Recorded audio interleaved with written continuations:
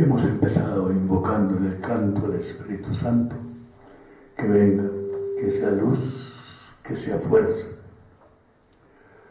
Sin su luz no podemos penetrar la palabra del Señor. Dejémonos llevar de la mano de este Espíritu divino. Dios Padre nos lo dio por su Hijo Jesucristo, para que nos condujera a Cristo y con Cristo nos conduzca a Él. Vamos a tomar la lectura del domingo próximo, 2 de marzo. Es el domingo octavo del tiempo ordinario. Tenemos 3 lecturas, como siempre. ¿Cuál es el sentido que tienen estas 3 lecturas, el que las cobija todas? Es la gran preocupación que tenemos todos de nuestra relación con Dios en la vida. La palabra de Dios nos dice que Dios Padre, como Padre, se preocupa incesantemente de nosotros. ¿Cómo lo hace? ¿Cómo se manifiesta esa preocupación divina? En los acontecimientos de la historia y también en el servicio de las personas. Vamos a identificar esa preocupación divina, preocupación de Padre que ama, preocupación por hijos que Él ama. Tomemos pues las 3 lecturas. La primera del segundo Isaías, en el capítulo 49, los versículos 14 y 15.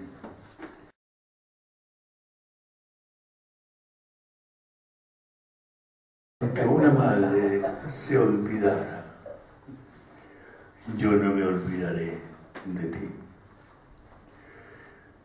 Recordemos el contexto de esa palabra, una palabra del Antiguo Testamento. Las relaciones de Dios con el pueblo se presentan a menudo como unas relaciones esponsales. Dios se presenta como el esposo, el pueblo es la esposa. Entre los dos debe haber amor, amor mutuo, de Dios al pueblo y del pueblo a Dios. Entre los dos debe haber fidelidad, fidelidad incansable. Dios no falla, el pueblo falla a menudo, busca otros dioses, rompe por consiguiente la fidelidad. Eso lo llama la idolatría el Antiguo Testamento y lo presenta igualmente como una infidelidad matrimonial. Así se presenta. En ese matrimonio debe haber preocupación del uno por el otro, de Dios por la esposa y la esposa por Dios. Debe haber hijos, debe haber fecundidad, debe haber trabajo, debe haber atención a las necesidades. ¿Qué pasó?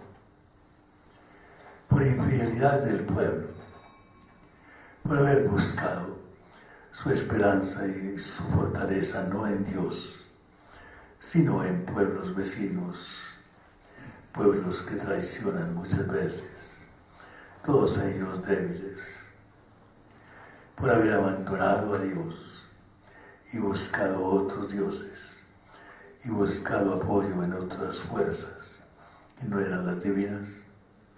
Era un pueblo consagrado a Dios. Vino la catástrofe, esa catástrofe que dio como resultado la deportación, la destrucción del templo, y no solamente eso, sino la miseria que vino. Pasaron años allá en Babilonia, la mayor parte del pueblo sobre todo las personas que tenían más significación. Soñaron con volver, tuvieron la voz de profetas, hombres que les hablaron y mantuvieron su fe a pesar de la prueba. Ezequiel, de una manera muy especial. Y apareció de pronto un personaje cuyo nombre no conocemos, un profeta. A él se le debe lo que se llama el libro de la consolación de Israel. No lo vayan a buscar así en la Biblia. Es parte del libro de Isaías, los capítulos 40 a 55. Se llama así, libro de la consolación de Israel por algunos. Empieza con esas palabras: consolad, consolad a mi pueblo. Y empiezan las palabras. ¿No tiene alguno ahí? Como dice: consolad a mi pueblo. Consolad a mi pueblo. ¿Qué más? Dice vuestro Dios: hablad al corazón de Jerusalén y gritadle. ¿Qué le vas a gritar? Que se ha cumplido su servicio. Sí. Que está perdonado sus pecados, que ha recibido de la mano del Señor el doble del castigo por todos sus pecados. Bueno, llegó el momento ya de la restauración, de la redención. Los que gustan de la verdadera música pueden oír en el Mesías de Händel ese trozo cantado por un tenor, admirablemente. Consolar, comforter, dice en inglés, porque el texto original está en inglés. Bien, entonces, ese profeta que anuncia el consuelo de Dios. Fíjense bien, el consuelo de Dios en la Biblia es muy especial. Cuando nosotros consolamos a una persona, le decimos alguna palabra buena, algunas palabras bonitas quizás. Quizás le damos la mano, quizás un abrazo, quizás la acompañamos un rato. Esos son los consuelos que damos nosotros. En la Biblia, cuando Dios consuela, Dios cambia una situación. Su consuelo no es una palabra solamente, es una acción. Y cuando el profeta anuncia ese consolad a mi pueblo, le está anunciando que vendrá inmediatamente después de la liberación el poder regresar a la tierra.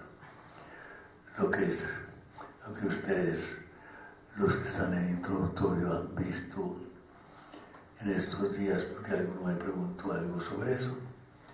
Esto es el fin del destierro, la hora en que vino el destierro, por obra de Ciro, el emperador Ciro persa. Bien, entonces Dios responde al pueblo. Cuando el pueblo dice: el Señor me abandonó, fue el destierro. Mi esposo se olvidó de mí. Eso dice el pueblo. Hubiera podido también decir: yo me olvidé de Dios, yo lo abandoné. Pero no lo hace el profeta. Y entonces oye la voz de Dios, que por boca del profeta le dice hermosísimamente. Ese texto es de una ternura admirable. ¿Puede una madre olvidar a su criatura, dejar de querer al hijo de sus entrañas? Es algo que está muy profundamente en la experiencia de todo hombre y de toda mujer en la historia. El amor maternal, amor que no falla. Y Dios, casi que por aceptar una posibilidad, dice: aunque ella, si ella se olvidara, si ella hiciera eso, en el mundo de hoy lo vemos, quizás lo vemos dolorosamente. Si ella, que por naturaleza poner tus hijos en las entrañas, se olvidara de su hijo, yo no me olvidaré de ti. Eso le dice Dios al pueblo cautivo. Y esa palabra se va a cumplir inmediatamente. Aparecerá la obra de Ciro, que viene a proclamar la libertad de los pueblos, la posibilidad del regreso. Todo ese segundo libro de Isaías, capítulos 40 a 55, tiene como marco histórico ese momento. Ahí pues aparece que Dios está pendiente, que Dios se ocupa de su pueblo, que Dios lo ama, que Dios está presente. Que si hay momentos de oscuridad, esos momentos de oscuridad vienen más del hombre que de Dios. Que Dios está siempre presente ahí, que llega el momento en que Dios interviene. ¿De qué manera va a intervenir? Lo vamos a ver inmediatamente después. Dos maneras, una nos trae el Evangelio, otra nos trae la carta de San Pablo que tenemos en la segunda lectura. Vamos a pasar pues a la lectura del Evangelio. Estamos leyendo el libro del Evangelio de San Mateo en el Sermón del Monte, el capítulo 6, los versículos 24 a 34.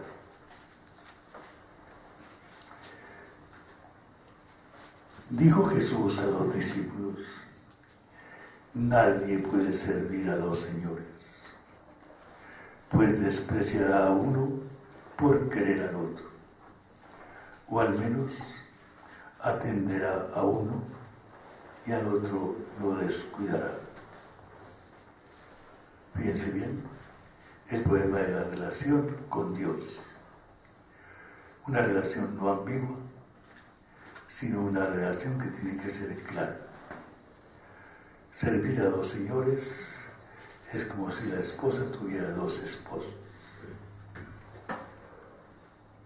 No es posible servir a Dios y al dinero. El dinero como opuesto a Dios, el dinero como un Dios en el corazón del hombre. El dinero que hace que se olvide a Dios, el dinero que hace que se le sirva como si fuera un Dios. Por eso les digo, entonces, si no pueden servir a Dios y al dinero. El dinero es necesario, pero el dinero no es el primer amor. No puede ser. El primer amor en el corazón del hombre es Dios. Cuando el hombre hace del dinero su primer amor, llega el momento en que todo pasa y se quiebra. Y entonces Dios, inmediatamente después, Jesús, nos va a decir una palabra de parte de Dios para la vida. Una palabra bellísima. Es uno de los textos hermosísimos que tiene el Evangelio, con mucho de poesía, de hermosura. ¿Qué fue lo que les dijo Jesús? No se angustien por su vida, pensando si tienen para comer o beber, ni por el cuerpo, pensando en el vestido. Dos necesidades del hombre: el alimento y el vestido. El alimento para la vida, necesario. El vestido también para la vida. No solamente para ocultar el cuerpo, sino para protegerlo del frío, de las enfermedades y demás. La vida vale más que el alimento y el cuerpo vale más que el vestido. Miren las aves del cielo. No siembran, ni cosechan, ni recogen en silos, y sin embargo su Padre Celestial las alimenta. ¿No valen ustedes más que ellas? ¿Quién de ustedes, a fuerza de angustiarse, puede añadir una hora al tiempo de su vida? ¿Y para qué angustiarse por el vestido? Fíjense cómo crecen los lirios silvestres. No trabajan ni hilan, pero les aseguro que ni Salomón, con toda su magnificencia, se vistió como uno de ellos. Y si a la hierba del campo, que hoy está verde y mañana la echan al horno, Dios la viste así, no hará mucho más por ustedes, gente de poca fe. No se angustien, pues, pensando si tienen para comer o beber, o para vestirse. Todo esto es lo que preocupa a los paganos. Ya sabe su Padre Celestial que ustedes tienen necesidad de todo esto. Busquen primero el reino y la justicia de Dios, que todo esto se les añadirá, se lo añadirá a Él por su cuenta. No se preocupen pues por el mañana, que el mañana ya traerá su propia preocupación. A cada día le bastan sus problemas. Esa es la palabra del Señor que nos trae el Evangelio. Hermosísima. Quizás hay una palabra un poco difícil, Mónica. Tal vez la palabra silo. ¿Qué son los silos? Un granero. Silo, un granero. Son graneros grandes, enormes, donde se deposita el grano, el trigo, el maíz, ahí bien conservado para que dure. No, cuando ustedes algún día vayan hacia el norte por la carretera que va central, ahí pasando el puesto que se llama La Carga, la extensión de ahí donde termina, un poco más allá donde termina el municipio de Bogotá, un poco más adelante hay unos silos enormes que construyeron hace muchos años allí para guardar café. Bien, entonces, eso es. Las aves no tienen silos. ¿Qué nos tiene que decir toda esa palabra? Esa palabra hermosa. Que Dios se preocupa de todo, de la creación, la ama. Y nos habla de la encarnación. La preocupación grande de Dios por nosotros es la encarnación del Hijo de Dios. Que Dios haya querido habitar nuestra tierra, que haya querido contemplar el mundo, que haya querido admirar las flores, las aves, que haya querido vivir en este mundo así hermosamente. Todo eso nos habla de la preocupación de Dios por nosotros. Todo eso supera lo que pudiéramos pensar y decir. Y nos dice, es la manera como Dios tiene grande de amar a ustedes y preocuparse por ustedes. Nos ha traído la experiencia de Dios, nos ha traído la manera como Dios responde a nosotros. Todo esto lo tenemos que interpretar con todo el trasfondo de la palabra de Dios, con todas, podemos decir así, las responsabilidades que tenemos. Al principio, en la creación, Dios le entrega a Adán y Eva el mundo para que lo construyan, para que lo edifiquen. No les entregó el mundo hecho, sino para hacerlo en beneficio de ellos y de todos. Todo lo que el mundo tiene es don de Dios para sus hijos. Si alguno carece de alimento y de vestido, no es por culpa de Dios, sino por culpa de nosotros, por el egoísmo que tiene el hombre. No es falta de preocupación de Dios, sino falta de preocupación del hombre. Y el Papa Francisco ha intervenido varias veces con este tema. Ha dicho que es mucha la comida que se pierde en el mundo, toneladas diarias, mientras muchos perecen de hambre. ¿Culpa de quién? De Dios no. Culpa del hombre, que no sabe racionalizar esas cosas. Por egoísmo, por despreocupación, por no entrar en la preocupación divina. Tampoco Dios quiere que seamos nosotros simplemente dependientes. Dios llamó al trabajo a Adán y Eva, les entregó el paraíso para que trabajaran. Antes de que viniera Eva en la narración del Génesis, estaba Adán solo en el paraíso. Y dice el texto del Génesis, en el capítulo 2, lo puso ahí para que trabajara. Cuando van a trabajar, no olviden esa palabra.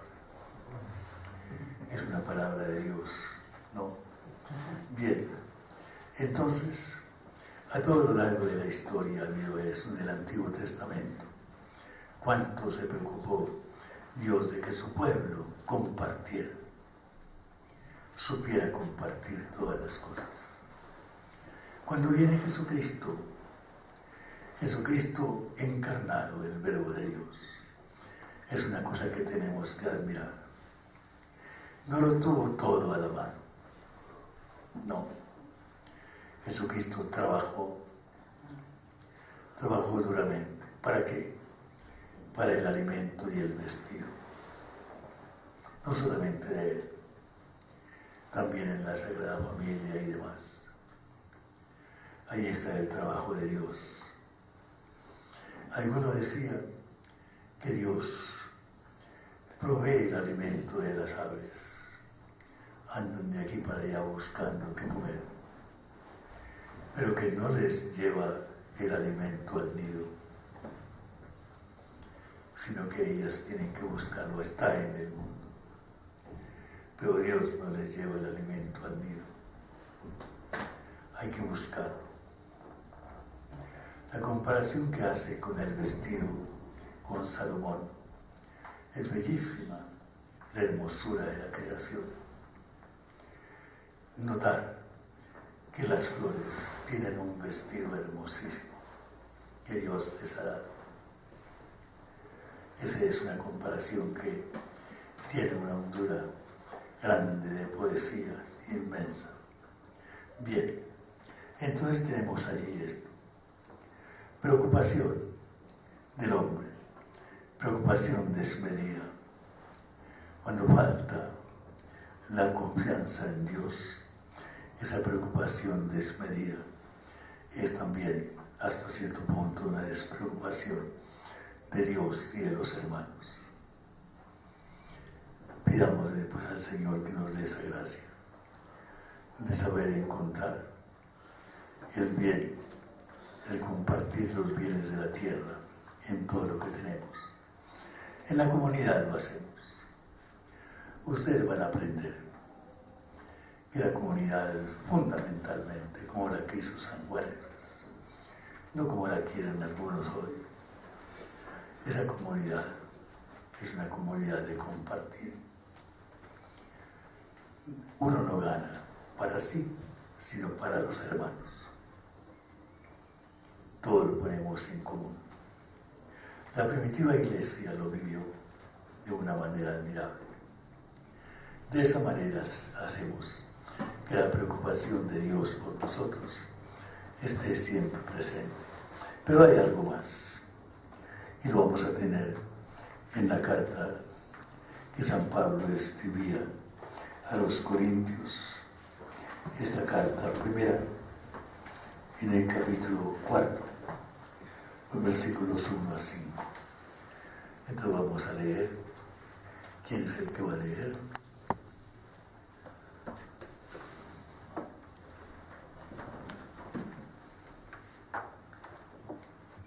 Lectura de la primera carta del apóstol San Pablo a los Corintios. Hermanos, que la gente solo vea en nosotros servidores de Cristo y administradores de los misterios de Dios. Ahora, en un administrador lo que se busca es que sea fiel. Para mí, lo que de menos es que me pidan cuentas ustedes o un tribunal humano. Ni siquiera yo me pido cuentas. La conciencia, es verdad, no me remuerde, pero tampoco por eso quedo absuelto. Mi juez es el Señor. Así pues, no juzguen antes de tiempo. Dejen que venga el Señor. Él iluminará lo que esconden las tinieblas y pondrá al descubierto los designios del corazón. Entonces cada uno recibirá la alabanza de Dios. Bien, ¿qué tiene que ver esto con la palabra de Dios que hemos escuchado, la preocupación divina? Esa preocupación divina nos la encarga Él. Se la encarga al pastor, al servidor, a aquel que Dios ha escogido, ha puesto al frente de su comunidad, sacerdotes, obispos, pero también laicos, padres y madres de familia, gobernantes. Todos ellos se pueden aplicar esta palabra que San Pablo decía. Nosotros no pretendemos ser otra cosa que servidores de Cristo. No pretendemos ser otra cosa, sino servir a Cristo, decía Pablo.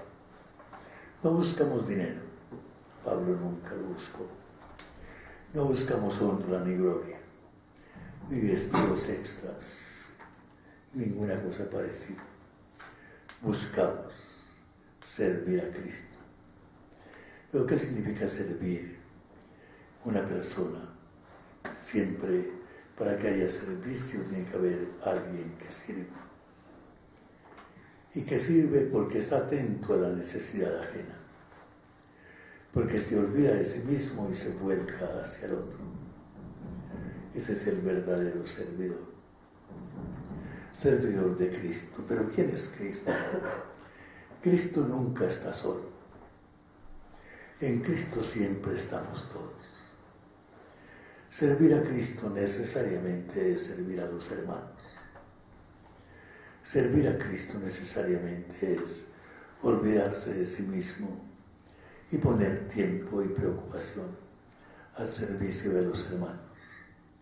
Ese Cristo es el Cristo total que llamaban algunos. El Cristo que nos envuelve a todos a través de la historia. Decía mismo Cristo que cuando hacemos algo en bien del que lo necesita, se lo estamos haciendo a Él. Tuve hambre, me diste de comer. Palabra hermosa. ¿Cuándo? Le pregunta uno. No te encontré nunca para darte eso, ofrecerte un plato bueno. Cada vez que lo hiciste con uno de mis pequeños, lo hiciste conmigo. Ese es el Cristo que servimos, el Cristo que Pablo servía. Nosotros no pretendemos ser otra cosa que servidores de Cristo, encargados de comunicar los designios de Dios. El servicio se hace a través de esto. La preocupación divina por el hombre, por el mundo, es precisamente esa. Preocupación divina por cada una de las personas, por el pobre y el que sufre, por el que necesita esto o aquello, para acompañar también al que goza, al que también tiene. Nadie puede ser descuidado. Esos son los designios de Dios. Los designios son los propósitos divinos, lo que Él quiere. Y lo que Él quiere es que ese gran plan salvador de Dios se cumpla. Que todo lo que Él ha querido dar al hombre se realice para que el hombre se realice en el mundo y llegue finalmente hasta Él. Y Pablo dice, yo lo he hecho. Ha sido la preocupación de Pablo. ¿Quién me va a juzgar? ¿Un tribunal humano? No. Quizás el tribunal humano no entiende esas cosas. Hay solamente alguien que lo puede juzgar y es el mismo Señor. Y a la persona se le ha dado un encargo, a ese se le pide que sea fiel, al pastor se le pide que sea fiel. Y Pablo siente que tiene que ser fiel. Y nosotros sentimos que debemos ser fieles. A mí muy poco me preocupa el ser juzgado por ustedes o por cualquier otra instancia humana presente. No está ante el tribunal de los hombres, está ante el tribunal de Cristo. Ni siquiera yo mismo me atengo a mi propio juicio. Tengo la conciencia tranquila, pero no por eso quedo absuelto de culpa. Tuvo dificultades en Corinto, en esa iglesia. No fue bien visto por todos. Le hicieron la guerra a algunos. Y Pablo perseveró en el bien de todos. ¿Quién lo va a juzgar? ¿Por qué? Porque representaba no la obra de Pablo, sino la obra de Dios. Preocupaba esa preocupación de Dios por todos. Así pues, ese es uno de los grandes problemas que hay en el mundo. Muchos se preocupan en el mundo de hoy.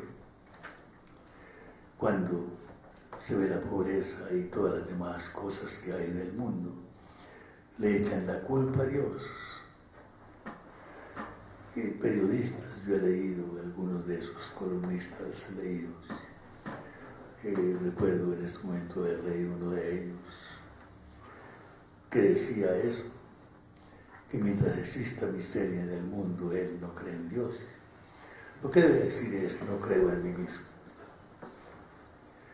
Dios lo ha puesto a él para que haga algo, para que no le eche la culpa a Dios, sino para que se la eche a sí mismo, porque existe eso en el mundo.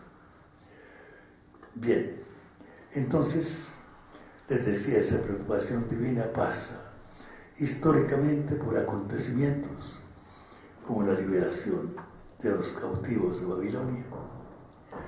Pasa históricamente por la preocupación de Dios por el hombre en la encarnación, el haber hecho que Dios compartiera la vida del hombre, sus trabajos, sus propias necesidades, sentirlas en su propia experiencia y tener una respuesta para ellos y para los demás. Pasa por la palabra de Cristo, que nos dice, tengamos presente que Dios nos ama, pero no le pongamos rivales a Dios en el corazón. El dinero. Esa preocupación pasa por los pastores, todos aquellos que son pastores en la iglesia. Y eso tiene que incumbir a todos, absolutamente a todos. No olviden, no pensemos solamente en el Papa y los obispos. Pastores son todos. El padre y la madre de familia en su hogar son pastores. Los profesores en el colegio lo son. Las autoridades debieran ser. Todos ellos han recibido de Dios esa carga, esa misión de presentar al mundo la preocupación divina por todos. Hagamos por consiguiente dos cosas que son importantes. En primer lugar, sintamos en la propia vida que Dios se ha preocupado por nosotros. Tenemos que aprender a leer la vida desde ese punto de vista. Lo que Dios nos ha dado, las posibilidades que hemos tenido. ¿Por qué estamos aquí? hay una preocupación divina por nosotros. En primer lugar, sentir eso personalmente. En segundo lugar, hacernos conscientes de que esa preocupación divina pasa a nosotros, que Dios quiere vivirla a través de la obra nuestra, de la obra que tenemos. Son palabras para retener, de acuerdo con esta palabra que el Señor nos dice en este domingo.